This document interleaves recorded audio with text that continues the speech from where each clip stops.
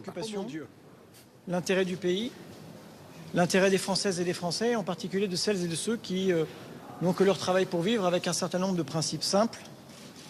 Ramener des victoires à la maison et épargner des souffrances aux Français.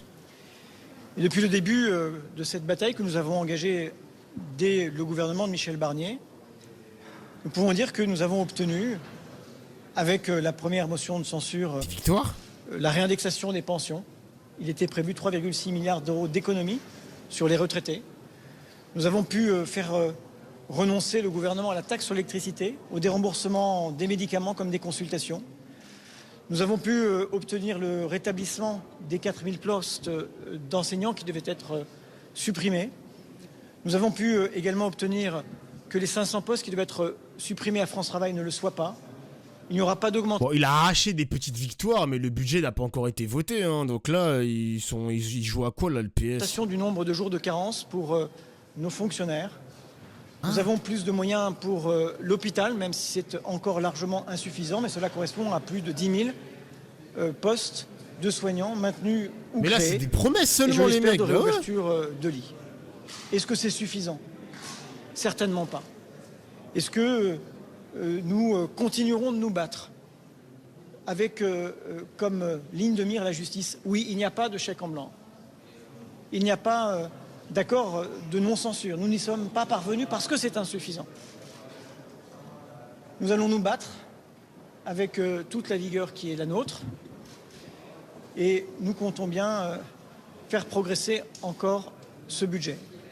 Nous demeurons une opposition intransigeante à chaque fois qu'il en va des principes, une opposition qui se bat, qui ne confond pas sa droite et sa gauche, mais qui veut être utile aujourd'hui.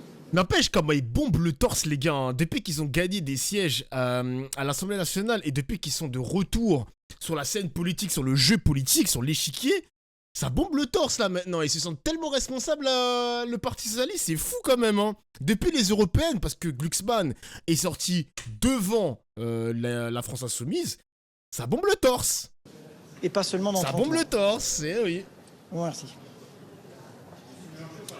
Boris Vallaud, le président. Ah, le Boris Vallaud. En tout cas, bon, les mecs, hein, ce choix de pas censurer, vous voyez bien que ça montre que la gauche reste divisée. On savait que quand ils allaient signer le NFP autour d'un programme, il y avait quand même des divisions idéologiques entre la France Insoumise, les écologistes et le Parti Socialiste. Donc Mélenchon qui a eu des menaces envers le Parti Socialiste en mettant des options sur leur circonscription pour les prochaines élections, l'idée n'est pas bête.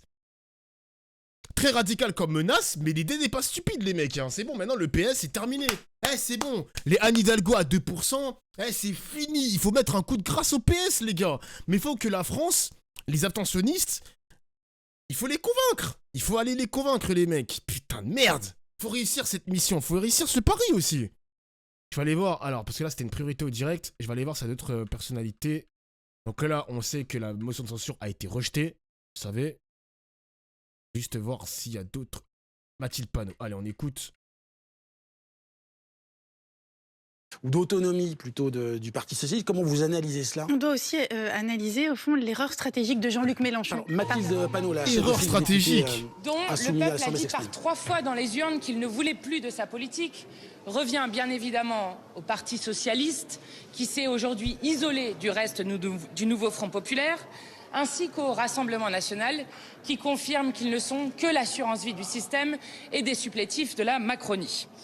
C'est pourquoi nous trouvons d'autant plus stupéfiant que l'argument qui a été utilisé pour la non-censure soit la question d'empêcher une victoire de l'extrême droite face à un gouvernement qui, depuis 7 ans, n'a eu de cesse d'être le carburant de l'extrême droite. Depuis la loi immigration avec la préférence nationale du programme de Jean-Marie Le Pen, jusqu'à un Premier ministre qui cite comme unique livre dans son discours un notaire pétainiste, une présidente de l'Assemblée macroniste qui, elle, soutient un gouvernement d'extrême droite génocidaire, et jusqu'à la présence du ministre de l'Intérieur, Retailleau, qui parle de belles heures de la colonisation, de régression vers les origines ethniques en parlant des habitants des quartiers populaires, ou encore de Français de papier, comme on le disait sous Vichy, dont la seule présence aurait dû suffire comme motif de censure. De censure, bah oui. D'autant que dans les arguments qui ont été utilisés sur des miettes qui auraient été obtenues dans les négociations, aucun de ces arguments ne tient puisque toutes ces concessions, comme ils appellent, auraient pu être obtenues directement par la censure ou juste en laissant l'Assemblée nationale voter. Je rappelle que, par exemple, sur la suppression des 4000 postes de professeurs, l'Assemblée nationale avait d'ores et déjà voté sur un amendement de Paul Vannier, un amendement insoumis, la suppression de ces postes-là. Il est là, Paul Vannier, tout à gauche, les gars. Vous pouvez continuer sur l'abrogation de la réforme de Très la retraite intéressant, à ce mec, en 64 plus, ans, que nous avions présenté dans notre niche parlementaire et qui n'a pas été évoqué uniquement par l'obstruction des macronistes. Et je pourrais continuer sur l'ensemble des victoires que nous avons eues dans le budget, qui montrent qu'il pouvait y avoir des milliards d'euros trouvés comme recettes dans ce pays pour répondre aux besoins sociaux et écologiques, si tant est qu'il y avait un partage des richesses. Aujourd'hui, le Parti socialiste a décidé de se ranger du côté du problème, c'est-à-dire du côté d'Emmanuel Macron. En l'absence de vote de confiance, cette motion de censure tient lieu de clarification. Ceux qui ont voté la motion de censure, c'est-à-dire les communistes, les écologistes, les insoumis ensemble, et je veux saluer les quelques socialistes qui ont eux aussi voté cette censure, se retrouvent aujourd'hui comme seule opposition, mais aussi comme seule alternative au macronisme. Ils sauvent et nous sauvons aujourd'hui le nouveau Front populaire. Je veux redire que nous n'accepterons jamais un gouvernement et un président de la République qui ne respectent pas le résultat des urnes. Nous n'accepterons jamais un budget Bayrou qui est encore pire que celui de M. Barnier. Nous n'accepterons jamais la politique de malheur qui devrait se continuer alors que, encore une fois, par 3 fois, le peuple français a dit qu'il n'en pouvait plus et qu'il n'en voulait plus. 3 députés du 95 à l'écran. Aujourd'hui, l'alternative... Donc là, est-ce que... Merde! Mais qu'est-ce qui s'est passé? Mais what? Mais ça... Mais wesh! Mais qu'est-ce que c'est que ça? Attends, il y a un mec qui a posé une question. Est-ce que grâce au PS, Macron n'a plus besoin du RN pour ne plus être censuré? Bah oui, parce que mathématiquement, les gars, si le PS rallie le gouvernement Bayrou jusqu'à la fin du mandat d'Emmanuel Macron, mathématiquement, le gouvernement ne pourra pas tomber jusqu'en 2027. C'est terminé. Mais est-ce que le PS va... est-ce que le PS va rester comme ça? On verra. On verra. Ça se trouve, le PS, à tout moment, peut censurer le gouvernement Bayrou avec, par exemple, le budget. Donc, ça peut arriver, les gars. Ça peut arriver. Il y a Antoine Léaumont. Mais attends, faut qu'on termine Mathilde Panot, vite fait. Merci, Void Grey, pour le sub. Merci, mon gars. Soit la question d'empêcher une victoire de l'extrême droite face à un gouvernement qui, depuis 7 ans, n'a eu de cesse d'être le carburant de l'extrême droite. Depuis la loi immigration avec la préférence nationale du programme de Jean-Marie Le Pen, jusqu'à un Premier ministre qui cite comme unique livre dans son discours un notaire pétainiste, une présidente de l'Assemblée macroniste qui, elle, soutient un gouvernement d'extrême droite génocidaire, et jusqu'à la présence du ministre de l'Intérieur, Retailleau, qui parle de Belger... Ah mais ça, on a déjà écouté ça. Attends. Macron. En l'absence de vote de confiance, cette motion de censure tient lieu de clarification. Ceux qui ont voté la motion de censure, c'est-à-dire les communistes, les écologistes, les insoumis ensemble, et je veux saluer les quelques socialistes qui ont eux aussi voté cette censure, se retrouvent aujourd'hui comme seule opposition, mais aussi comme seule alternative au macronisme. Ils sauvent et nous sauvons aujourd'hui le nouveau Front populaire. Je veux redire que nous n'accepterons jamais un gouvernement et un président de la République qui ne respectent pas le résultat des urnes. Nous n'accepterons jamais un budget Bayrou qui est encore pire que celui de M. Barnier. Nous n'accepterons jamais la politique de malheur qui devrait se continuer alors que, encore une fois, par 3 fois, le peuple français a dit qu'il n'en pouvait plus et qu'il n'en voulait plus. Nous sommes donc aujourd'hui l'alternative qui continuons de nous battre, fidèles à notre programme et à la parole qui a été donnée aux électeurs et aux électrices. Et nous montrons par la motion de censure que nous votons ensemble qu'un autre monde est toujours possible. Je viens de dire que le NFP continue. Vous n'avez qu'à voir qui a voté la motion de censure et vous verrez que ceux qui se sont isolés sont ceux qui ont refusé de voter la motion de censure. Je rappelle ce qui était dit dans le programme du nouveau Front populaire, que le nouveau Front populaire regroupait des femmes et des hommes qui s'opposaient à la politique d'Emmanuel Macron et qui se présentaient comme une alternative au macronisme. C'est ce sur quoi nous avons travaillé aujourd'hui en déposant ensemble cette motion de censure, en la votant ensemble. Et nous sommes donc fidèles à la parole que nous avons donnée aux électeurs et aux électrices, puisque je rappelle que tous les députés du nouveau Front populaire ont été élus sur le même programme de gouvernement. Écoutez, il y aura... C'est eux qui se sont mis de côté d'eux-mêmes. Vous vous rendez compte qu'il y a aujourd'hui le groupe communiste, avec notamment les députés ultramarins, le groupe écologiste, le groupe insoumis, qui tous ensemble ont déposé une motion de censure. Et encore une fois, ceux des socialistes qui ont voté la motion de censure sont, eux, restés fidèles à ce qu'est le nouveau Front populaire. Et je vous invite à relire ce qu'il y avait dans les déclarations du nouveau Front populaire, et notamment dans le programme de gouvernement. Voilà pour la déclaration de Mathilde Panot, la présidente du groupe LFI. Bah, encore une fois, les mecs, hein, ça prouve que LFI ne peut compter que sur eux-mêmes. Hein. Ils n'ont pas d'alliés au sein de la gauche, hein. Ça ne marche pas. Hein. Le PS est encore assez puissant depuis les européennes. Faut pas compter sur eux. On va écouter Antoine Léaumont et Manuel Bompard. Et ensuite, les gars, on va aller rejoindre Fantôme, palestinienne en direct de Gaza. J'ai quelques questions à lui poser. Et ça va nous faire du bien de l'écouter 4 mois après. Le GOAT Antoine Léaumont, il est là, les gars, il est là. Oh, il a laissé pousser sa barbe. Sur l'écran de BFM TV, est-ce que selon vous, Jean-Luc Mélenchon paye le prix fort, évidemment, FAURE? Écoutez, je regarde depuis tout à l'heure BFM TV et j'ai l'impression que vous avez une vision un petit peu faussée des éléments, parce que j'ai entendu tout à l'heure Madame Cabana dire que les socialistes étaient sortis de la terreur qu'exerçait Jean-Luc Mélenchon sur eux. Je ne crois pas que ce soit ça qui soit produit, puisqu'il y a eu une décision politique qui a été prise par le Parti socialiste, qui est de permettre au gouvernement de M. Bayrou de tenir, alors qu'à l'intérieur de ce gouvernement, il y a des gens comme M. Retailleau, M. Darmanin. M. Darmanin à la justice, qui avait quand même dit que le problème de la police, c'est la justice, en manifestant avec Alliance. Il y a M. Valls, qui est détesté de la France entière, Mme Berger, qui a menti, parjuré devant une commission d'enquête. Enfin, c'est vraiment le gouvernement des girouettes qui arrive là pour essayer de continuer la politique d'Emmanuel Macron. Moi, je n'ai entendu que des gens qui ne supportent pas les membres de ce gouvernement. Donc déjà, rien que les gens qui sont à l'intérieur de ce gouvernement, c'est une raison de le censurer. Mais en plus de ça, ce gouvernement dit qu'il veut faire 15 milliards d'euros d'économies supplémentaires par rapport à ce qui, en décembre, nous avait amené à censurer ce gouvernement. Et moi, je fixe la responsabilité sur les gens qui n'ont pas voté la censure. Mais il ne faudrait pas oublier le Rassemblement national. Parce que le Rassemblement national, il est en train de s'en tirer un peu tranquillement dans cette histoire-là. Ils ont décidé de ne pas voter la censure, c'est-à-dire de permettre à M. Macron de continuer sa politique. Et le Parti socialiste, dans sa grande majorité, malheureusement, a décidé de faire pareil. Mais il y a quand même 8 socialistes qui ont décidé de voter avec les insoumis, avec les écologistes, avec les communistes, pour censurer ce gouvernement. Je pense que c'était le choix de la cohérence, c'est le choix que nous avons fait nous. Et ce soir, c'est M. Faure qui s'est isolé en prenant cette décision, à mon avis, assez lamentable pour la lisibilité politique du NFP. Faure, il décide de bomber le torse, hein. On verra qui va sortir vainqueur de ce duel entre Mélenchon et Faure, mais la France Insoumise peut utiliser cet épisode pour montrer qu'ils sont la vraie force d'opposition, et en espérant que ça recrute à tour de bras même les abstentionnistes qui vont rejoindre le projet de la France Insoumise. Hein. Ah bah c'est finito, on verra les mecs, hein. On verra. À voir maintenant la stratégie du PS, parce que je pense que dans cet épisode-là, le PS ne va pas se laisser faire les mecs. Hein. Attention, vous savez que la politique c'est quelque chose d'imprévisible, le PS ne va pas se laisser faire. Voilà, faut maintenant attendre comment ça va se passer.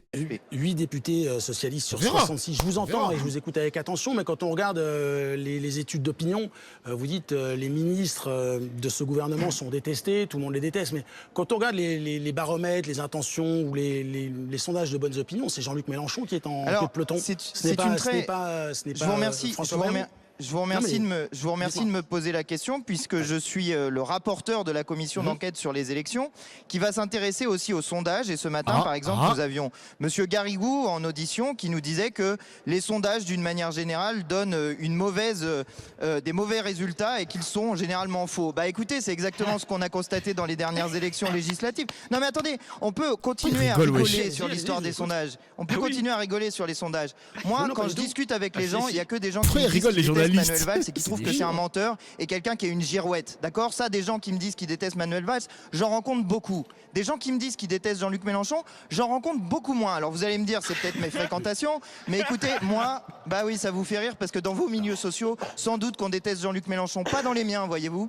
Moi, non, parmi si les vous voulez électeurs bien, de Jean-Luc Mélenchon, il y a beaucoup de CSP+. Dès qu'on défend Jean-Luc Mélenchon sur un plateau télé, c'est difficile pour vous à entendre. Moi, vous savez, j'ai été élu à 65% des voix. Sur mon tract, il y avait la tête de Jean-Luc Mélenchon. Vous pensez qu'il est si détesté que ça dans le pays, Jean-Luc Mélenchon? Peut-être que vous le détestez. Peut-être que vous qui avez intérêt, sans doute, à ce qu'on ne partage pas la richesse, vous avez un problème avec lui. Mais il y a un grand nombre de personnes, et oui, c'est difficile à entendre, il y a un grand nombre de personnes qui veulent la retraite à... Attends, mais ça rigole normal! Genre vraiment, ça rigole normal. Les journalistes, on vous dérange pas, bande de chiens. Mais c'est quoi ce bordel? 60 ans. Il y a un grand nombre de personnes qui veulent le SMIC à 1600 euros. Il y a un grand nombre de personnes. Il y a un grand nombre. Non, on peut pas être d'accord avec ça et contre Jean-Luc Mélenchon. Parce que précisément, c'est le seul qui propose ça. Donc il y a beaucoup de gens qui ont entendu quelque chose. Il y a beaucoup de gens. Il y a beaucoup de gens. Non mais je le prends à la rigolade parce qu'il y a des résultats. Il y a des résultats élection après élection qui vous montrent que nous progressons. Nous progressons dans les élections. Il y a eu des législatives partielles, comme vous le savez, législatives partielles qui ont montré un recul de la gauche. Ah bah bien sûr, on va faire des résultats sur les législatives partielles. En 2024, il y a eu une élection législative. Le problème démocratique qui est posé au pays, c'est que Monsieur Macron, le chef de l'État, refuse d'entendre le résultat de l'élection, refuse de voir que dans cette Assemblée nationale, il y a une majorité pour abroger la réforme des retraites. Ceux qui n'ont pas censuré ce gouvernement sont ceux qui permettent à la retraite de rester à 64 ans. C'est une honte au regard des résultats des élections. Et franchement, vous entendre rire sur ce plateau télé fait rire sans doute beaucoup de gens derrière leurs écrans de télévision. Alors je précise en tout cas que je ne rigolais pas, que je vous pose des questions et que j'accepte évidemment d'écouter avec attention vos réponses. Par contre, j'ai une question d'Étienne Vernel sur le plateau directeur de la publication. Est-ce que vous ne croyez pas, monsieur Léaumont, que le phénomène que vous décrivez, quand vous dites vous rencontrez beaucoup de gens qui aiment beaucoup Jean-Luc Mélenchon, et que les sondages, que ça c'est pas tout simplement un phénomène qui est très documenté, qui s'appelle les bulles de confirmation, mais vous ou savez les bulles de filtre. Tous les sociologues connaissent ça, notamment sur les réseaux sociaux.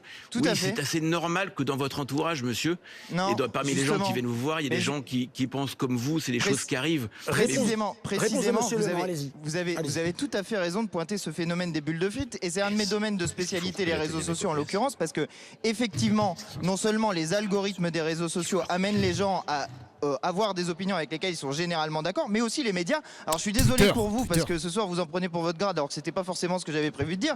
Mais les médias aussi enferment dans des bulles de filtre. Si on prend des médias comme CNews par exemple, c'est des médias qui vont être beaucoup regardés par des gens d'extrême droite, valider des idées d'extrême droite, avec des sondages par exemple du CSA détenu par Monsieur Bolloré, demandé par le JDD détenu par Monsieur Bolloré, pour faire ensuite des prises de parole sur CNews détenues par Monsieur Bolloré, qui vont faire, devinez quoi, que les personnalités préférées des Français, c'est qui? Jordan Bardella, Marine Le Pen et puis Monsieur De Villiers. Alors quand on a des résultats de sondages et de médias comme ça, permettez-nous d'avoir quelques doutes sur la validité des propos. Il a tout compris. Pas du tout, je travaille pas CNews, ça m'embête pas du tout. Non mais j'ai pris CNews, mais j'aurais pu prendre BFM. Tout à l'heure, il y avait Madame Cabana qui faisait les propos. À peu près, c'était les éléments de langage d'Emmanuel Macron. Je précise juste que je vous laisse la responsabilité de vos propos concernant les téléspectateurs de CNews et la ligne éditoriale de CNews. Ça vous regarde, ce sont nos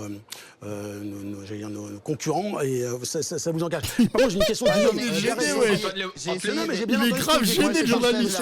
Vous voyez, je suis généreux avec tout le monde. J'ai donné un peu pour CNews et puis un peu pour BFM. Vous êtes très gentil. J'ai une dernière question de Guillaume Garret pour vous. Antoine Léaumont, qu'est-ce qu'il faut faire dans les circonscriptions où il y a des députés socialistes? Faut leur mettre des candidats de la France insoumise la prochaine fois? Ben non, il y a 8 députés socialistes qui ont voté la censure donc sur ces 8 circonscriptions. Ben, les autres, je veux dire, nous on avait prévenu avant, mais après c'est chacun qui décidera. Moi, je suis favorable à ce qu'il soit possible de, dans les élections, voter pour la retraite à 60 ans, le SMIC à 1600 euros, la 6ème République. Ça, c'est des choses qui sont proposées dans le programme que nous défendons, nous, les Insoumis, notamment. Et je pense que, compte tenu de la situation politique, tout le monde peut à peu près être d'accord pour dire qu'il y a un gros problème qui est posé avec la 5ème République. Un problème démocratique, puisque le pouvoir repose sur une personne. Enfin, je veux dire, si M. Macron avait décidé de nommer d'autres premiers ministres et de faire un gouvernement différent, nous ne serions pas dans cette situation. Donc, au bout d'un moment, mettre le couteau sous la gorge de tout le monde en disant ne votez pas la censure parce que sinon ça va être la catastrophe, ça n'est pas entendable. Notre peuple, notre République s'est fondée par des mouvements qui sont des mouvements populaires. Cette Assemblée nationale n'existerait pas sans des mouvements révolutionnaires. Pas un mouvement révolutionnaire, des mouvements révolutionnaires. Quand on n'écoute pas la parole du peuple, ce qui se passe à la fin, c'est que le peuple se met très en colère. Il y a beaucoup de gens, j'en suis, qui commencent à être très en colère qu'on n'entende pas la parole du peuple. Et moi, je dis aux citoyennes et aux citoyens qui nous écoutent à cette heure, inscrivez-vous sur les listes électorales. Inscrivez-vous, les gars. Vos droits. Allez voter aux élections pour dégager les gens qui sont responsables de cette situation. Il parle aux abstentionnistes, les gars. Pas nous qui avons depuis le début dit que ça serait la catastrophe de continuer avec la politique d'Emmanuel Macron et d'avoir des gens comme le Rassemblement national qui permettent à ce gouvernement de rester au pouvoir. Merci beaucoup Antoine Léaumont, député de la France Insoumise, NFP de l'Essonne, d'avoir été avec nous. Très fort, très très fort. Il a gagné de l'aura, les mecs, hein. Beaucoup d'aura, bordel. Vous inquiétez pas, il sera sur un de mes streams, les gars. Un jour, on aura Antoine Léaumont en interview. Vous inquiétez pas. On va finir avec... Alors, il est bientôt 20h30, les mecs. Je vais pas trop être en retard. Mais on va quand même écouter Monsieur Manuel Bompard pour conclure cette longue soirée politique. Ça fait déjà 1 heure, les amis. Et franchement, On a bien mangé quand même. Ah, je vous jure les mecs, on a bien graillé. Finissons avec Monsieur Manuel Bompard, s'il vous plaît. Merde. Il est là. Ok. Elle n'a pas été votée par les socialistes. Le 20 décembre, Jean-Luc Mélenchon, dans les colonnes du Parisien, disait que François Bayrou tomberait, je cite, sans doute le 16 janvier. Il faut changer de boule de cristal, là, non? Moi, je crois que ce n'est que partie remise. Je pense que effectivement, le Rassemblement national, qui n'a pas voté la motion de censure aujourd'hui, et vous avez raison de le dire, une partie du groupe socialiste ont permis à la continuité aujourd'hui de la politique d'Emmanuel Macron et la survie du gouvernement de François Bayrou. Juste Manuel Bompard, vous dites une partie du groupe socialiste, il y a seulement 8 députés socialistes qui n'ont pas voté. Donc une partie du groupe socialiste ont voté la motion de censure. Donc la grande majorité des socialistes ne l'ont pas voté. Oui. Donc une partie du groupe socialiste, et je crois savoir que dans les débats et le vote interne qui a eu lieu au sein du groupe socialiste, 30 députés sur les 66 députés du Parti socialiste étaient favorables au vote de la motion de censure. Donc je pense qu'il y a une partie du groupe socialiste, que je salue d'ailleurs, qui est resté fidèle aux engagements qu'il avait pris devant les électrices et les électeurs. Mais vous avez raison de dire que l'autre partie du groupe socialiste et les députés de l'extrême droite ont sauvé aujourd'hui le gouvernement de François Bayrou et ont sauvé aujourd'hui la politique du président de la République. Je le regrette, mais je crois que ce n'est que partie remise et que dans les prochains jours, dans les prochaines semaines, notamment au moment où nous arriverons au vote et plus probablement au 49.3 sur le budget, je pense qu'à ce moment-là, nous aurons une nouvelle opportunité de protéger les Françaises et les Français des conséquences néfastes de cette politique. Attendez, Emmanuel Bompard, vous dites les socialistes ont permis l'application de la politique d'Emmanuel Macron. Moi, j'ai bien regardé dans le détail, on en parlait il y a un instant. Pas de suppression de postes dans l'éducation nationale alors que le budget de Michel Barnier en prévoyait 4000. Plus d'allongement du délai de carence pour les fonctionnaires. Ça sert à quelque chose de négocier. On est plus utile quand on négocie que quand on ne plaide que pour la destitution du président de la République, non ? Non, je ne le crois pas du tout, monsieur. Vous savez, dans le courrier qui a été envoyé par François Bayrou cet après-midi, il y avait, je crois, 23 points. Dans ces 23 points, un tiers n'était même pas dans le budget initial. Dans ce courrier, la moitié correspondent à des choses que nous avons déjà gagnées en censurant le gouvernement de Michel Barnier. Donc il y a effectivement quelques maigres cacahuètes qui ont été distribuées sur 3 ou 4 points dont il sera difficile quand même de se gargariser. Par exemple, j'ai entendu que certains disaient qu'ils avaient obtenu une victoire historique sur les dépenses de santé. Il devait y avoir 5 milliards d'euros de baisse, il n'y aura finalement que 4 milliards. Vous aurez du mal à convaincre les Françaises et les Français que c'est une grande avancée pour les services publics dans notre pays.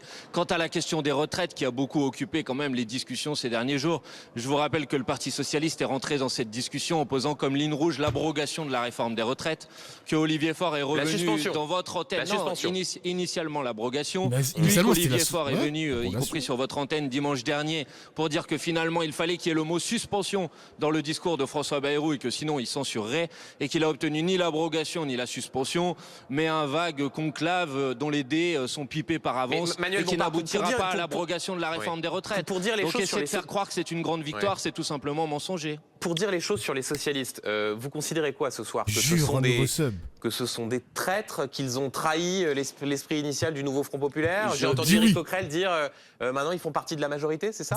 D'un certain, évidemment qu'à partir du moment où aujourd'hui ils ont en quelque sorte procédé à un changement d'alliance, c'est-à-dire qu'ils ils ont quitté l'opposition de gauche et ils ont rejoint le camp des soutiens au gouvernement de François Bayrou. Et je le regrette. Et en faisant ça, par ailleurs, ils se sont fragilisés, ils ont fracturé leur propre parti et ils se sont complètement isolés au sein de la gauche, puisque la motion de censure a été votée par l'ensemble des insoumis, l'ensemble des communistes et l'ensemble des écologistes, et y compris même par 8 députés de leur rang qui sont restés fidèles à leurs convictions. Donc je pense que par cette décision, effectivement, ils ont renié les engagements qu'ils avaient pris devant les électrices et les électeurs, et ça aura de lourdes conséquences, je le regrette. Mais donc il n'y a plus de nouveau Front Populaire, Emmanuel Bompard? Ça n'existe plus. Évidemment que le nouveau Front Populaire continue. Le nouveau Front Populaire, il continue avec tout. Mais ils s'en sont exclus. Vous considérez ce soir que le Parti Socialiste ne fait plus partie du nouveau Front Populaire? Je considère que le Parti Socialiste est effectivement éloigné durablement des engagements qu'il a pris devant les électrices et les électeurs. Et je le regrette, je trouve ça dommage. Est-ce qu'il est exclu du nouveau Front Populaire? J'utiliserai, Benjamin Duhamel, si vous voulez bien, les mots que j'ai envie d'utiliser. Pour le reste, les conséquences... Il prend des pincettes quand même, Manuel Bompard. Il a raison. Faut pas tomber dans le piège des journalistes non plus. Je suis en train de parler. Accepter l'idée que la France Insoumise, et j'imagine sans doute les autres partis du nouveau Front Populaire, réunira dans les prochains jours ces instances pour faire le bilan et tirer les conséquences de cette décision. Manuel Bompard, restez avec nous, puisque j'ai encore une question à vous poser précisément sur ce qui va se passer, mais simplement, Jérôme Guedj, qu'est-ce que vous avez... Bon, attends, Jérôme Guedj, on s'en fout un peu. Pas vous mentir, les mecs. On va plus écouter Manuel Bompard. Vous êtes les victoires qu'on a pu ramener. C'est un petit filou du Hamel, ouais. Moi, je dis pas que c'est l'idéal ce qui s'est passé, mais c'est mieux que de rester sur son tabouret à ronchonner. Si on peut ramener des améliorations, on le fait dans la période. Manuel Bompard, vous êtes un donneur de leçons qui ronchonnait, si j'écoute Jérôme Guedj. Benjamin Duhamel, je vais vous dire, s'il y a bien une personne parmi les députés élus qui est vraiment disqualifié pour pouvoir donner des leçons sur le nouveau Front Populaire, c'est bien monsieur Jérôme Guedj, puisqu'il en a refusé l'investiture, il en a refusé l'étiquette et il a refusé d'en défendre le programme. Et monsieur Guedj qui est sur vous pourrez retrouver ses déclarations de l'époque. Mais je te montrerai ma profession de foi. Je me suis battu pour l'abrogation de la réforme des retraites. Pour le reste, Jérôme Guedj signait, il y a à mes côtés d'ailleurs et aux côtés de tous les députés de la NUPES, après la bataille sur la réforme des retraites, signé un serment. Son serment, c'était « Nous ne lâcherons jamais la revendication de l'abrogation de la réforme des retraites ». Donc moi, je reste fidèle au serment que je signe et je reste fidèle aux engagements que je prends devant les électrices et les électeurs. Et quand j'entends dire qu'aujourd'hui, on pourrait laisser le gouvernement de M. Bayrou continuer à mettre en place sa politique, mais en quelque sorte qu'on serait dans l'opposition, non, ça, c'est des mots. Les actes, c'est mieux que les mots. Donc quand on est dans l'opposition à un gouvernement, on empêche sa politique d'être mise en œuvre et donc on le censure. Et encore plus quand dans ce gouvernement, vous avez un ministre comme M. Retailleau. Parce que Jérôme Guedj peut essayer de me donner des leçons aujourd'hui, mais très concrètement, ce qu'il vient de faire aujourd'hui, c'est tout simplement de ne pas censurer un gouvernement avec M. Retailleau, dont je n'ai pas besoin de rappeler les propos sur les Français de papier et sur les bienfaits. Mais c'est vrai, les gars, je suis désolé, mais rien que le personnage Retailleau est un motif valable pour censurer ce gouvernement. On s'en fout de tout le reste. Rien que la présence de Retailleau et de Darmanin doit justifier une censure. Simple. Surtout pour le Parti Socialiste. Bah ouais. De la colonisation. Alors Jérôme, je te le dis franchement, je pense que tu ne dois pas être très à l'aise dans tes baskets ce soir. Réponse, Jérôme Guedj, puisque Manuel Bompard s'adresse à vous. Emmanuel Valls. On vit là le désaccord qui existe à gauche. Voilà. La question de savoir si c'est tout ou rien. Voilà. Moi, je préfère tout quand on est en capacité d'obtenir le tout. Voilà. Plutôt que le rien. Mais là, il se voile la face. Vous aurez rien du tout, les mecs. Que des cacahuètes, comme il le dit, Manuel Bompard. La démarche de compromis qui est inhérente à l'action politique. Les programmes politiques que nous avons faits, c'était des compromis. Voilà. Et les batailles que nous menons aujourd'hui, ce sont aussi des compromis. Quant à la fidélité au combat qu'on a mené, quand les organisations syndicales, demain, vont se réunir pour débattre de ce sujet des retraites qui n'était plus sur le haut de l'agenda politique de ce gouvernement, je considère que c'est une avancée. Et je le redis, si au terme de ce processus, il n'y a rien de positif et de constructif qui en découle, alors nous censurerons ce gouvernement. Et peut-être que nous le ferons à ce moment-là ensemble. Mais comment peut-on vous... Mais censure maintenant, frère, ça change quoi, mon gars? Puisqu'il y a même pas une semaine, vous disiez que si François Bayrou n'annonçait pas la suspension de la réforme des retraites, vous voteriez la censure. Donc aujourd'hui, vous faites de nouvelles promesses auxquelles personne ne croit. Personne ne croit. Et la vérité, c'est que la conférence qui a été mise en place sur ce sujet des retraites, tout le monde sait. Et le Parti Socialiste aussi, qu'elle est pipée par avance, puisqu'il y a un droit de veto qui est donné au MEDEF sur les décisions qui seront prises. C'est-à-dire que l'ensemble des syndicats de salariés qui sont unanimes pour demander l'abrogation de la réforme des retraites ont le choix entre deux solutions. Soit ils renoncent à leur opposition à la retraite à 64 ans pour se mettre d'accord avec le patronat, soit ils n'y renoncent pas, et alors il n'y aura pas d'accord dans cette conférence, et alors il n'y aura pas la possibilité d'abroger la réforme des retraites. Tout le monde le comprend, tout le monde peut le comprendre. Et c'est vraiment raconter des histoires aux gens, de faire croire qu'il s'agirait ici d'une très grande victoire. Manuel Bompard, Ils ont un vrai coup à jouer le PS. Hein. Le PS. Ils ont un vrai coup à jouer la France Insoumise. Hein. Maintenant, faut voir les discours de Mélenchon et tout. Quand il va faire ses prises de parole à la télé, mais là, ils ont un véritable coup à jouer parce que Antoine Léaumont, trop fort, Manuel Bompard, trop fort, Mathilde Panot, trop fort. Là, vraiment, il y a quelque chose à faire, mesdames et messieurs. Putain, encore un mot avec vous, puisque cet échange est intéressant. Il montre effectivement les positions. Tombez les masques. J'ai lu ce qu'avait dit Jean-Luc Mélenchon à un certain nombre de confrères. Il avait expliqué que la France Insoumise mettrait, je cite, des options sur les circonscriptions des députés du nouveau Front Populaire qui ne voteraient pas la censure.